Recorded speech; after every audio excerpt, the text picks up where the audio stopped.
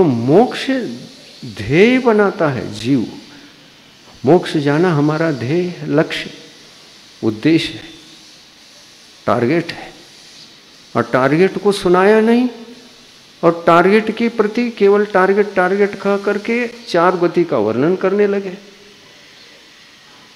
श्रोता पूछेगा कि भाई इतनी 4 गतियों का वर्णन किया और इससे बाहर आना चाहिए, बाहर आना चाहिए, 4 गति में भ्रमण नहीं करना चाहिए, जन्म मरण करना ठीक नहीं है, ये सब कुछ कहा, लेकिन ये क्यों करना चाहिए, क्या टारगेट बना करके करना चाहिए, यही आपने नहीं बताया। और इसीलिए 4 गति का वर्णन करते समय तुरंत मोक्ष याद आता है हमको। पहले मोक्ष का स्वरूप समझाओ, फिर 4 गति का वर्णन करो। कार्य समझ में आ जाएगा तब कारण को समझाओ। कार्य का उपदेश पहले करो, कारण का उपदेश बाद में करो। और वो ख्याल में आया और बीच में छोड़ दिया। 4 गति 4 होते हैं कह करके निकल गए। वो कौन कौन से हैं नाम भी नहीं बताया, 1-2 नाम बता दिया और आगे चले गए। और वो मोक्ष की बातें करते करते प्रवचन का समय खत्म हो गया। आप घर चले गए और हम अपनी जगह पर गए। ऐसा कई बार मुझे भी होता है। तो कोई खड़े होकर प्रश्न पूछे या न पूछे, मैं यदि पलट करके 1 घंटे के विषय को जब निहारता हूँ क्या क्या बोल दिया, तो मुझे अच्छा नहीं लगता। उसको शुरू किया था, पूर्ण नहीं कर पाए। अब जिसको पहले पूर्ण करना चाहिए उधर उस ओर चले गए,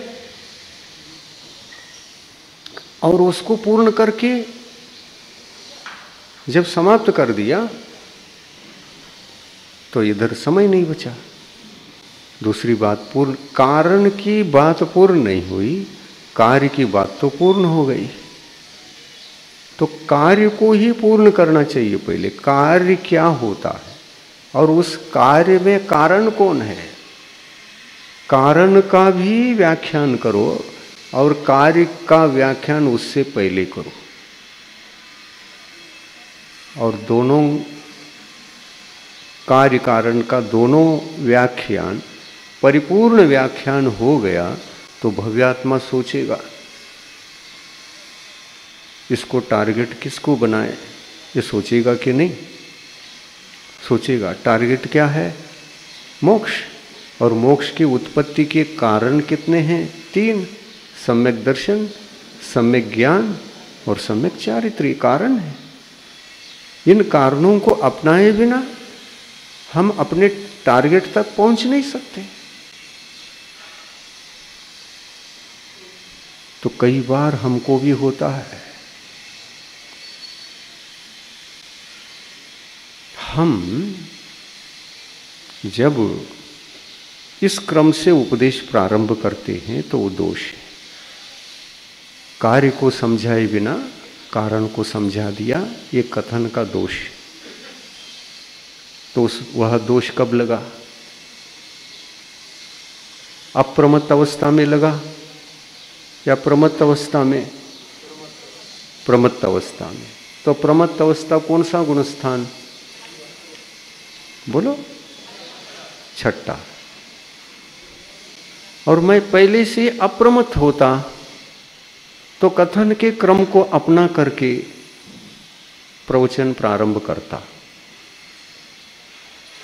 लेकिन असावधानी ऐसी हो गई कि प्रवचन जिस किसी प्रकार से शुरू किया और बीच में गति आ गई मोक्ष आने से पहले, तो गति का वर्णन करता रहा और वही मेजर बन गया, कारण और कार्य का विषय। संसार के कारणों को छोड़े बिना मोक्ष कार्य की सिद्धि नहीं होती है। ये तो बिल्कुल 100% सही था, लेकिन भूल हो गई। और प्रवचन का मेजर विषय वही बन गया। तो इस प्रकार के दोष छठे सप्तम गुणस्थान में साधु परमेष्टि को यद्यपि निर्विकल्प कहा है, लेकिन वो निर्विकल्प है तो वो निर्विकल्प किस अपेक्षा से हैं? उनके पास कोई वो 3 प्रकार के पद नहीं हैं, इस अपेक्षा से केवल निर्विकल्प हैं। लेकिन ऐसे जो दोष होते हैं, औरतों में दोष आता है कि नहीं? आता है। कथन दोष है, औरतों में दोष लग गया। अब ये प्रमत्त गुणस्थान में गिरने के कारण से लग गया और लगते ही रहेंगे जब तक ये साधु परमिष्टि का जीवन है, शुरू से लेकर अंत तक लगते ही रहेंगे। और ये केवल सामान्य कोई साधु के लिए नहीं, ये तो हर भव्यात्मा जो दीक्षा लेता है उनके लिए भी, और उसमें जो तीर्थंकर भगवान भी दीक्षा लेते हैं तो उनके लिए भी। मुनि बनने के बाद साधु परमिष्टि बन गए। क्या तीर्थंकर भगवान मुनि बनने के बाद कोई बुलाकर उनको आओ ट्रस्टी में आओ, ट्रस्टी बनो, कोई कह सकता? अरे वो कहते हैं अरे हमको ट्रस्टी नहीं बनना है, ट्रस्टी उनको ही मार्गदर्शन देना है। और वो मार्गदर्शक बन गए। जो साधु परमिष्टि रहते हैं वो जल्दी अरहंत बनते हैं ना। आचार्य परमिष्टि जल्दी बनेंगे नहीं, क्योंकि ट्रस्ट का काम कर रहे हैं, जिम्मेदारी निभा रहे हैं। आओ जाओ ऐसा करो वैसा करो, हमारा एक दायित्व है, सौंपा है, ये कार्य करना पड़ता है। और नहीं करे तो दिक्कत, करे तो दिक्कत, ना करे तो मोक्ष मार्ग का विनाश, मार्ग का ही विनाश हो जाएगा। व्यवस्था के बिना तो मार्ग का नाश कहा गया है। हाँ, ये बात बड़ी गहरी है, पकड़ में आनी चाहिए। मार्ग का विनाश हो जाएगा, ऐसा ट्रस्ट के निर्देशकों ने बताया है। वो कौन? अरहंत परमेष्टि, निर्देशक, डायरेक्टर, ट्रस्टी नहीं। मार्गदर्शन ले लो, खाली मार्गदर्शन लेकर के आ जाओ, वो तो ट्रस्टी बन नहीं सकते। और अरहंत पद ये कोई अरहंत पद ये कोई ट्रस्टी वाला पद नहीं है। अरहंत पद है, लेकिन वह स्वपद है, परपद नहीं। वह स्वपद है, परपद नहीं। क्योंकि अरहंत पद को कोई बुला करके इस पद पर आ जाओ और ये काम करो, ऐसा किसी ने सौंपा है क्या? नहीं है। इसलिए अरहंत पद स्वपद है और सिद्ध पद भी स्वपद है, और साधु परमिष्टि का पद भी स्वपद है। लेकिन ये बीच के जो 3 पद है ना, आचार्य पद, उपाध्याय पद, निर्यापक पद, ये परपद हैं, क्योंकि पर के द्वारा थोपे गए हैं, पर के द्वारा थोपे गए हैं। और जबरदस्ती भी थोपा हुआ हो सकता है, या स्वयं अपनी तरफ से भी। हाँ ठीक है, आप कहते हैं तो हम अपनी इच्छा पूर्वक स्वीकार करते हैं, ऐसा भी हो सकता है। लेकिन इच्छा पूर्वक स्वीकार करना भी दोष तो है। ये निर्विकल्प साधु जीवन की अपेक्षा से दोष है। अनेकांतवाद से समझो इस बात को भी। अनेकांत है। साधु पद निर्विकल्प पद है, लेकिन साधु पद पर रहने वाला स्वयं समस्या से जब घिर जाता है, कहाँ जाएगा, किससे पूछेगा? साधु से पूछेगा क्या? साधु तो साधु सभी निर्विकल्प है, वहाँ वो मना कर देंगे, तुम इधर क्यों आ गए, और कहीं ढूंढो दूसरी जगह, तुमको प्रायश्चित दे देगा, तुमको फलाना समस्या दूर करके मार्गदर्शन करेगा, इधर नहीं, हम तो निर्विकल्प बैठे हैं, इधर मत आना। साधु परमेष्टि ऐसे जो कहते हैं वो साधु परमेष्टि के लक्षण में आते हैं, और थोपी हुई बात को स्वीकार करते हैं और अंदर से इच्छा पूर्वक स्वीकार नहीं करते, मजबूर होकर के स्वीकार करते हैं। अब ये ट्रस्टी की उम्र खत्म होने जा रही है, इसलिए जबरदस्ती बुलाया जा रहा है और राजीनामा देना चाहते हैं।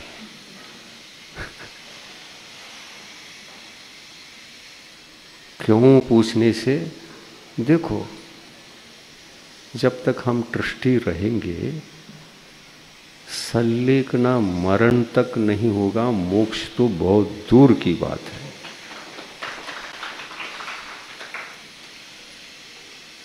और सल्लेखना तो अंतिम शिखर माना जाता है, जीवन के जीने का जो मंदिर है, जीवन ही मंदिर है।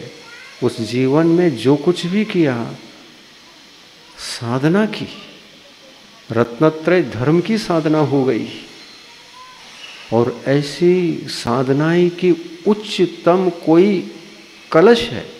मंदिर बन गया, अब कलश मंदिर के नीचे रहता है कि ऊपर रहता है? वो तो मस्तक, मंदिर के मस्तक पर रहता है, उसको कहते हैं सल्लेखना। मंदिर बांध लिया और कलश नहीं रखा, वो मंदिर अधूरा है, वो अधूरा है। व्रत पालन किया, जिंदगी उसी में निकल गई, बहुत साधना की है, लेकिन अंत में सल्लेखना मरण नहीं हुआ। तो नहीं हुआ ये कब संभव? राजीनामा दिए बिना गए तो। ये राजीनामा क्यों दिया जाता है? पुनः निर्विकल्प साधु पद को धारण करने के लिए। और इसीलिए ज्ञान सागर महाराज ने राजीनामा दे दी, और राजीनामा जिसको दे रहे थे वो तैयार नहीं थे, वो तैयार ही नहीं थे। किसी भी प्रकार से मनवाने का प्रयास किया, ना ना ऐसा नहीं होना चाहिए, ये तो हमारे आत्मा की स्वतंत्रता को लूटने का काम है, हम लूटने नहीं देंगे। नहीं, करना पड़ेगा, ये नहीं करोगी तो व्यवस्था बिगड़ जाएगी। साधु कहाँ जाएंगे? साधु कहाँ जाएंगे? साधु तुम्हारे ऊपर टिकेंगे। साधु परमेष्टि कहाँ जाएंगे? किसके पास अपनी समस्याओं को हल करेंगे? इसलिए आवश्यक है, मेरी बात मानते हो, मानो या न मानो, अरहंत भगवान की, डायरेक्टर की ये बातें हैं, उन्हीं की बातों को तुम्हें मैं समझा रहा हूं। डायरेक्टर की बात भी नहीं मानते हो, देखो कैसे फंसा दिया। बहुत कुशल होते हैं आचार्य परमेष्टि, राजीनामा देने के वक्त कोई नहीं भी मिलता है तो जाल बिछा देते हैं, और फिर भी नहीं मानते हैं तो ऐसा कह देते हैं, शिष्य वही होता है जो दक्षिणा देता है। और जो दक्षिणा नहीं देता वो शिष्य कैसे? वो शिष्य कैसे? बड़ी समस्या खड़ी हो गई, बड़ी समस्या खड़ी हो गई। अब तो जाल में फंसना ही पड़ेगा। ऐसा जाल बिछाकर फंसा देते हैं। उस समय में भी नहीं चाहते हुए भी देखो, हमारे पास उठाने की शक्ति नहीं है। नहीं, शक्ति है, वो बढ़ जाएगी। सिर पर ले लो, लेकर के तो देख लो। दे ही देते हैं। उसके बिना मोक्ष मार्ग भी नहीं चलता। और इसलिए इसमें जो दो पद हैं, आचार्य पद और उपाध्याय पद, ये परपद हैं। आचार्य परमिष्टि के यद्यपि 36 मूल गुण है, वो स्वपद है, वो स्वपद है, वो योग्यताएं हैं, वो आत्मा की योग्यताएं हैं, पात्रता है वो। लेकिन ऐसी पात्रता होने के पश्चात भी यदि वो पर के द्वारा दी जाने वाली जिम्मेदारी को यदि ना करते हैं तो स्वपद तो अपने पास रहता है, पर पद के बिना वो जीवन जीता है। और इसलिए 36 का स्वपद किसमें है नहीं है, ये पहला प्रधान ट्रस्टी देख लेते हैं। और देख करके उनको या तो बुलाते हैं, या तो बिल्कुल असंभव लगता है तो दूर रह करके ही उनको बस ये करना है, संकेत कर देते हैं। और फिर वो स्वयं राजीनामा देकर अलग होते हैं। और वो बाद में आते हैं, हमने तो राजीनामा दे दिया। किसको दे दिया? अब आप ही थे और कोई नहीं था, और आपके इसलिए देना पड़ा और दे दिया। आपको विकल्प ना हो, इसलिए हम क्षमा चाहते हैं। क्षमा भी मांग लेते हैं। हाँ, वो टाइम हो गया। ये तो कथा कभी खत्म नहीं होती, प्रवचन खत्म कभी होता भी नहीं। अहिंसा परमो धर्म की।